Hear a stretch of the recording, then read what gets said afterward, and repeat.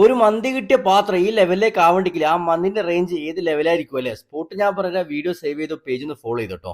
4 വ്യത്യസ്തരമായിട്ട് ഫ്ലേവറുള്ള മന്തിയാ പാട്ടുള്ളത്. Turkish മന്തി, Jamaica മന്തി, normal ഷവായ, അതുപോലെ തന്നെ മസാല ഷവായ മന്തി കേട്ടോ. ഇത്രയും മന്തികളാണ് പറഞ്ഞായിരുന്നു കേട്ടോ. ഒരു രക്ഷയില്ലാത്ത സ്പോട്ടിനൊക്കെ പറഞ്ഞാലേ എന്റെ മോനെ മസ്റ്റ് ട്രെയിൻ്റെ ഒരു സ്പോട്ടാണ് ഈ ഒരു സ്പോട്ട് കേട്ടോ. അടുത്ത കാലത്തൊന്നും കണ്ണൂർ ജില്ലയിൽ നിന്ന് ഇത്രയും ടോപ്പ് മന്തി ഞാൻ കഴിച്ചിട്ടില്ല. സത്യം പറയാലോ, ഒരു രക്ഷയില്ല കേട്ടോ. ആ റൈസൊക്കെ ഇല്ലേ എന്റെ മോനെ വേറെ ലെവൽ കേട്ടോ. അതുപോലെ തന്നെ ഇതിലിപ്പോ ഏത് ഷവായാണ് മോശം പറയട്ടെ? ഒരു ഷവായ മോശം പറയാനില്ല കേട്ടോ. അത്രയും ടോപ്പ് ആയിരുന്നു കേട്ടോ ഇവിടുന്ന് ഷവായ. കഴിച്ച 4 ആൾക്കാരും ഒരേ സ്വരത്തിലാണ് ഇതിനെപ്പറ്റി അഭിപ്രായം പറഞ്ഞത് കേട്ടോ.